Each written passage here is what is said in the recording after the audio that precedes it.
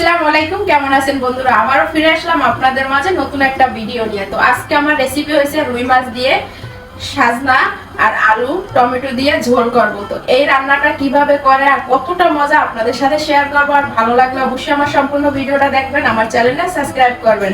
তো মাছগুলো আমি ধুয়ে পরিষ্কার করে নিছি, এখন সাজনা আর আলু কেটে নিব, তারপর রান্নাটা শুরু করবো। তো আমার সাথেই থাকুন। তো বন্ধুরা, মাছটা আমি পরিষ্কার করে নিছি আর মাছটা ভাজার জন্য একটা ফ্রাই প্যান বসিয়ে দিছি। এখন তেল দিয়ে দিব, তো পরিমাণ মতো তেল দিয়ে দিলাম। আর মাছটা এখন আমি হলুদ মরিচ মাখিয়ে নিব। দিয়ে দিলাম পরিমাণ মতো লবণ, আর দিয়ে দিব মরিচের গুঁড়া, দিয়ে দিলাম হলুদের গুঁড়া।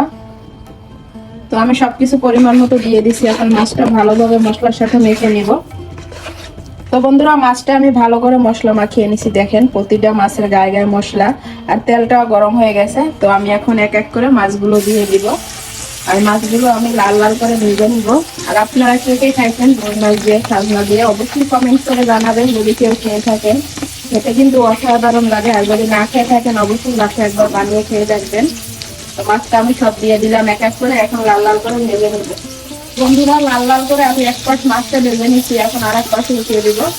আর উল্টিয়ে পাশে মাছটা লাল লাল করে ভেজে নেব অন্য পাশে।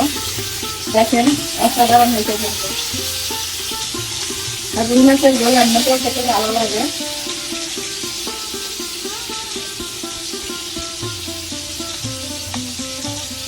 সবগুলো মাছ আমি এভাবে উল্টিয়ে দিলাম আর এক পাশ ভাজার জন্য। ওই সাইডটা আমি লাল লাল করে এভাবে ভেজে নিব। তো বন্ধুরা, মাছটা আমি লাল লাল করে ভেজে নিছি। আর মাছ ভাজা একই তেলে আমি আলুতে হলুদ লবণ আর মরিচ মাখিয়ে নিছি। এখন আলুটাও আমি একটু ভেজে নিব, তাহলে তরকারিটা খেতে বন্ধুরা অসাধারণ লাগবে। আপনারা এভাবে রান্না করে খেয়ে দেখবেন। আলুটা আমি একটু লাল লাল করে ভেজে নেব। তো বন্ধুরা, আলুটা আমি এইভাবে লাল লাল করে ভেজে নিচ্ছি। তো এখন আমি নামিয়ে ফেলবো, আমার আলু ভাজাটা হয়ে গেছে। তো রান্না করার জন্য আমি একটা পাতিল বসিয়ে দিছি। এখন দিয়ে দিব পরিমাণ মতো সয়াবিন তেল, আর দিয়ে দিব পরিমাণ মতো পেঁয়াজ কুচি আর মরিচ।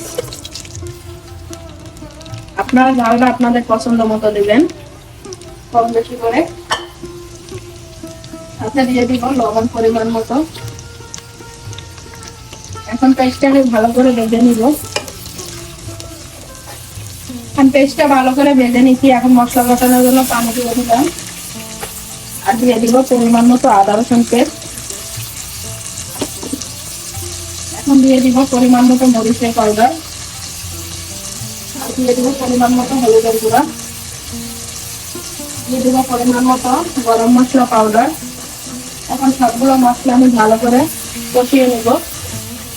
তো মশলাটা আমি ভালো করে কষিয়ে নিচ্ছি, মশলা থেকে তেল ছেড়ে দিচ্ছি। এখন দিয়ে দিব ভাজা আলু। ভাজা আলুটা দিয়ে আমি আর একটু কষিয়ে নেব। তো বন্ধুরা, আলু দিয়ে আমি ভালো করে কষিয়ে নিছি। এখন দিয়ে দিব কেটে রাখা সাজনা। সাজনাটা আমি পরিষ্কার করে নিছি আর এইভাবে কেটে নিছি।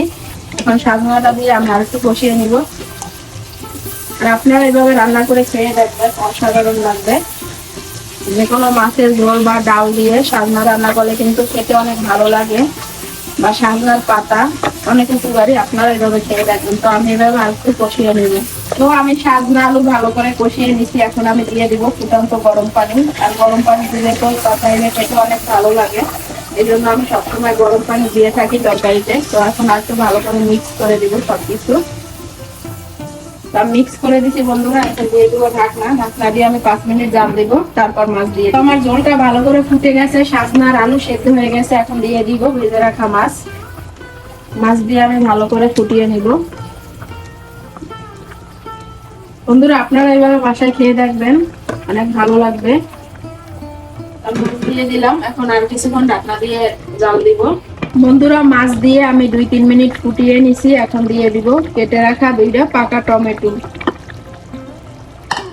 টমেটোটা দিলে বন্ধুরা তরকারির যে কোনো ঝোল বা মাছের তরকারি খেতে কিন্তু অসাধারণ হয়।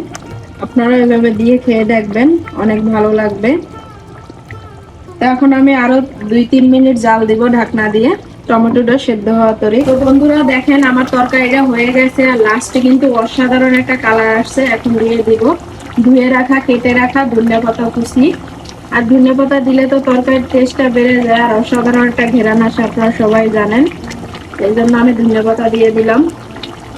ধনিয়া পাতা দেওয়ার পরে আমি আরো 1-2 মিনিট জাল দিব, পরে তরকারিটা নামিয়ে দেব। ফাইনালি আমার তরকারিটা হয়ে গেছে, মাছের ঝোল, আলু দিয়ে, সাজনা দিয়ে, রুই মাছের ঝোল। তো তরকারিটা আপনাদের কাছে কেমন লাগছে অবশ্যই জানাবেন, আর বাসায় আপনারাও বানিয়ে দেখবেন, খেতে কিন্তু অসাধারণ লাগে। আর ভালো লাগলে অবশ্যই আমার ফুল ভিডিওটা দেখবেন। আমার চ্যানেলটা সাবস্ক্রাইব করার অনুরোধ রইল আপনাদের কাছে, আর বেশি বেশি করে আমাকে ভালোবাসা দিবেন, যাতে নিত্য নতুন রান্না নিয়ে ফিরে আসতে পারি আপনাদের মাঝে। তো আজকে এই পর্যন্তই, সবাই ভালো থাকবেন, সুস্থ থাকবেন, আল্লাহ হাফেজ।